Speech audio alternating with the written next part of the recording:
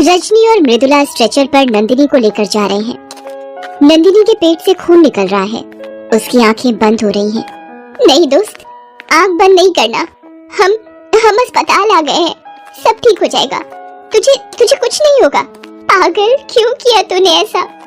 मेरी गलती की सजा मुझे मिलनी चाहिए। तुझे कुछ नहीं होगा, कुछ नहीं होगा। कौन है ये लड़की जो स्ट्रेचर पर इस अवस्था में पड़ी है? और उसके साथ ये लोग कौन है जो बार बार कह रहे हैं कि तुझे कुछ नहीं होगा? चलिए आपको शुरू से बताते हैं। पिछले साल की बात है। नंदिनी ने इंटरमीडिएट की परीक्षा में पूरे कॉलेज में टॉप किया था। अच्छी यूनिवर्सिटी में उसे दाखिला भी मिल गया था। उसके पापा दीपलाल चौरसिया तो इतने खुश थे कि पूरे गांव में लड्डू बांटने निकल पड़े। ले भाई हेतराम, लड्डू खा। नंदिनी पूरे कॉलेज में टॉप आई है। दीपलाल, तेरी बेटी ने तो सच में कमाल कर दिया भाई। वैसे अब आगे का क्या सोचा है? एक लड़का है मेरी नजर में, तू कहे तो बात चलाऊं। अब पागल है क्या? अब तो मेरी बेटी शहर के यूनिवर्सिटी जाएगी, खूब पढ़ेगी, खूब। दीपलाल और उसकी पत्नी मीरा दोनों अंगूठा छाप थे, लेकिन वे चाहते थे कि उसकी बेटी खूब पढ़े। शुरुआत में रिश्तेदारों ने उनके इस निर्णय पर खूब सवाल उठाए, लेकिन जब नंदिनी एक के बाद एक मेडल घर लाने लगी तो सबके सुर बदल गए। यूनिवर्सिटी घर से बहुत दूर थी, इसलिए वहीं के हॉस्टल में नंदिनी का रहना तय हुआ और ये भी तय हुआ कि हर 15 दिन में बाबूजी उससे मिलने वहां जाएंगे। दीपलाल ही उसे हॉस्टल छोड़ने गया। उस समय उसकी शक्ल देखने लायक थी। ऐसा लगता था कि वो रो देगा। क्या बाबूजी, आपने ऐसी शक्ल क्यों बना रखी है? ऐसा लगता है कि रो देंगे। पूरा घर सूना करके आ गई है तू। रोना नहीं आएगा तो क्या मैं खिलखिला कर हंसूं? हॉस्टल में नंदिनी के दो सबसे खास दोस्त बने, रजनी और मृदुला। वो उसकी रूम पार्टनर भी थी। वे तीनों साथ मिलकर पढ़ाई भी करते और मस्ती भी। धीरे धीरे कॉलेज के फर्स्ट ईयर के एग्जाम का टाइम आ गया। नंदिनी मन लगाकर पढ़ रही थी। निश्चित तारीख पर एग्जाम शुरू हुए। सभी ने पेपर दिए। धीरे धीरे करके सारे पेपर्स की परीक्षा हो गई। लास्ट पेपर देने के बाद सभी कॉलेज की कैंटीन में बैठे बातें कर रही थी। ऐसा लग रहा है सर से कोई बड़ा बोझ उतर गया है। आज तो मैं जमकर सोऊंगी। अरे वो सब तो ठीक है, लेकिन पेपर्स कैसे रहे? अब तेरे जैसे तो नहीं रहे टॉपर, लेकिन पासिंग मार्क्स आ जाएंगे। और तेरा रजनी?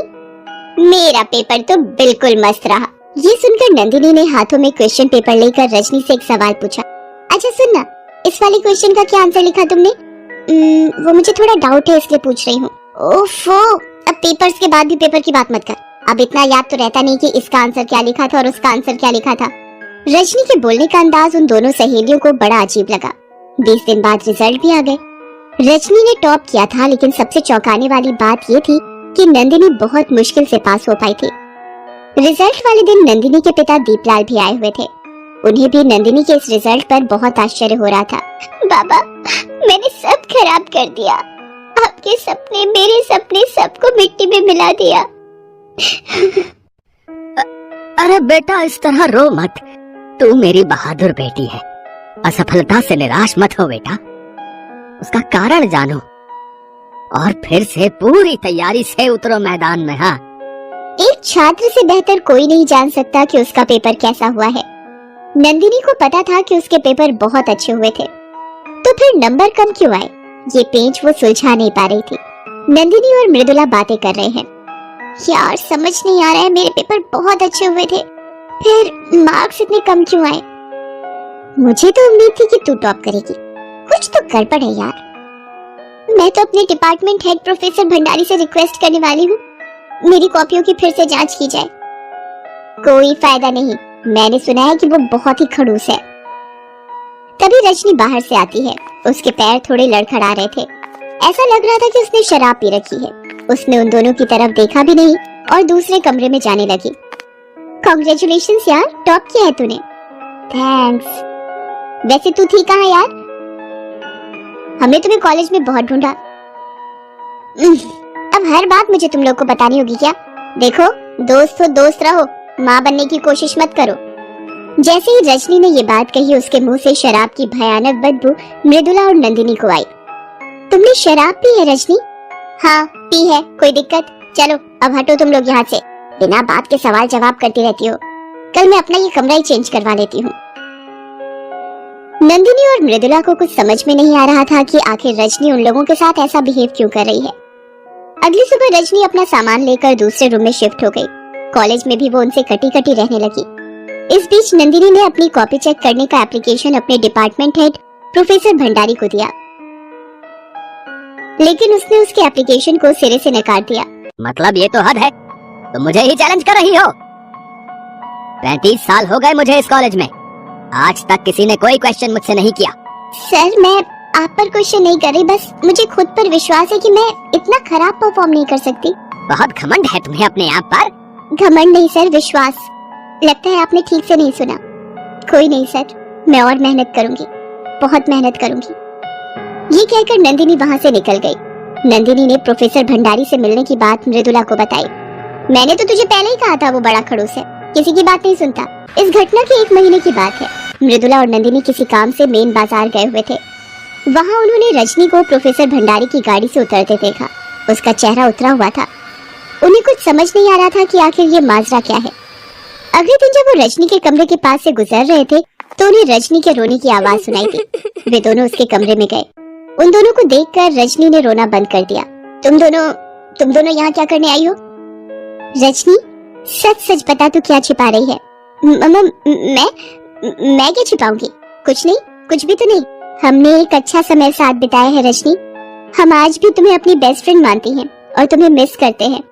तुम हमें बताओ वो क्या चीज है जो तुम्हें परेशान कर रही है?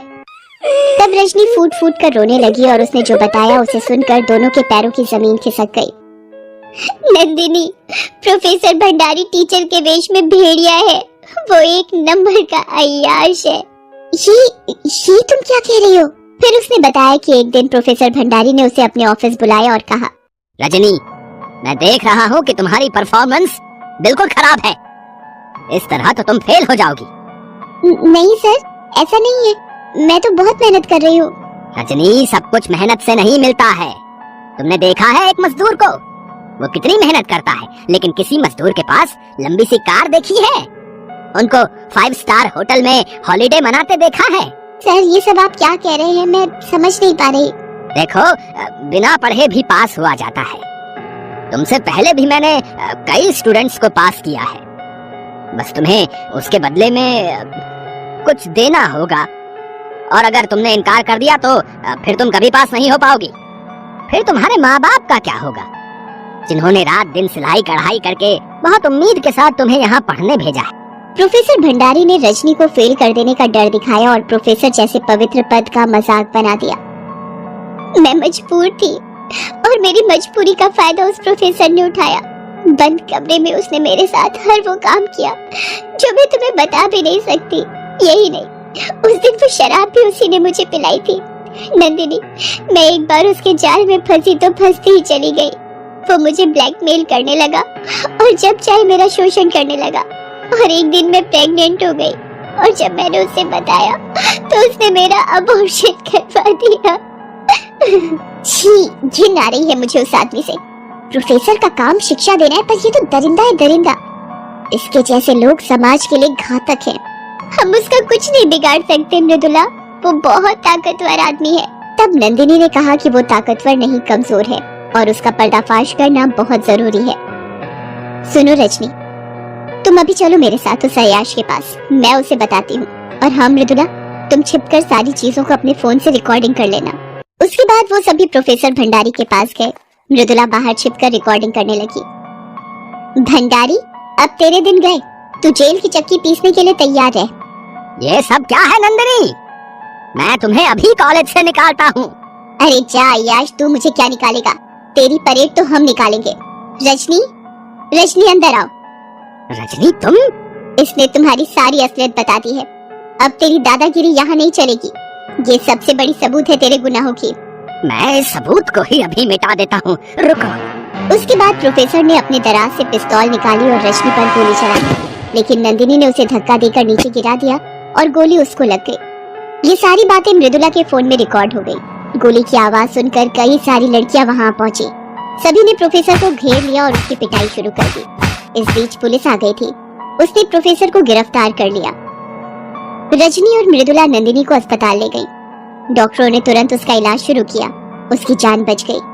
नंदिनी ने अपनी समझदारी से कयाश प्रोफेसर का पर्दाफाश कर दिया और कई छात्राओं को उसके चंगुल में फंसने से बचाया।